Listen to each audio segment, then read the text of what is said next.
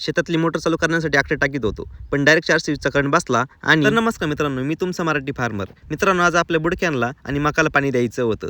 Light आल्याचं समजलं आणि मग काय लगेच पळत पळत शेततळ्यावरती गेलो आणि तिथं जाऊन मोटर चालू केली आणि मकाच्या तुकड्यामधला कॉक चालू करून घेतला.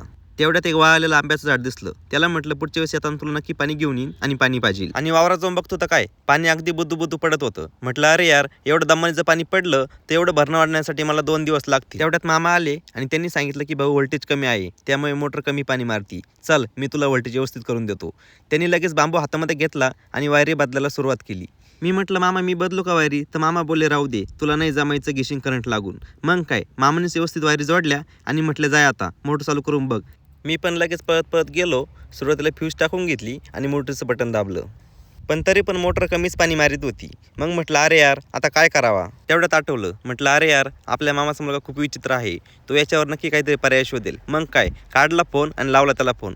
तो पण म्हटला चल 5 मिनिटात आलो. म्हटलं चला तो येईपर्यंत एक नारळ काढू आणि मस्तपैकी पाणी पिऊ, कारण की ऊन देखील खूप झालं होतं. पण ते नारळ काय माझ्याच्याने पडत नव्हतं. इकडून तिकडून प्रयत्न करून करून यश आलं आणि शेवटी नारळ खाली पडलं. मग काय लगेच ते नारळ उचललं, पकडीने फोडून घेतलं आणि लगेच त्याचं पाणी प्यायला सुरुवात केली. पाणी पिऊन खरंच खूप बरं वाटलं. तेवढ्यात मामाचा मुलगा आला आणि म्हटलं की मला देखील एक नारळ पाहिजे. म्हटलं ठीक आहे बाबा, काढ एक नारळ आणि पे पाणी. त्याने देखील मागचा पुढचा विचार न करता 2ची मोटर लावल्यासारखं पाणी ओढलं. पाणी पिता पिताच त्याच्या डोक्यामध्ये आयडिया आली आणि तो थेट डीपीवरती गेला. तिथं जाऊन त्यांनी डायरेक्ट डीपी हाफ केली, म्हणजे डीपीच्या सर्व फ्यूजा काढल्या आणि सगळ्या लोकांची लाईट घालवली. मग मला म्हटला की मोटरीवरती जा आणि मोटरचं बटन चालू करून ठेव, म्हणजे मी परत डीपी जोडतो आणि पहिला करंट आपल्या मोटरला जाऊन मोटर पाणी फेक. मग मी लगेच मोटरीकडे गेलो आणि मोटरचं बटन चालू केलं. त्याने देखील तिकडून डीपीच्या फ्यूजा जोडून दिल्या आणि बघतो तर काय डीपी हाफ करण्याच्या आमच्या प्रयोगाने काम केलं होतं आणि मोटर फुल प्रेशरने पाणी देत होती. मग काय झाली ना आपली ड्युटी सुरू. लगेच एकामागे एक पट्टी भरून घेत होतो आणि धपाधप बारे द्यायला सुरुवात केली.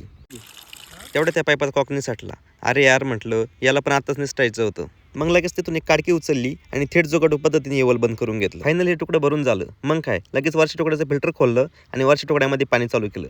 म्हटलं वेळ आहेच आणि लाईट पण आहेच, तर वरचं पण तुकडं भरून घेऊ, कारण या बुडक्या खूप आशेने माझ्याकडे पाहत होत्या आणि एकदाचं कधी हा आम्हाला पाणी देतोय असं त्यांना झालं होतं.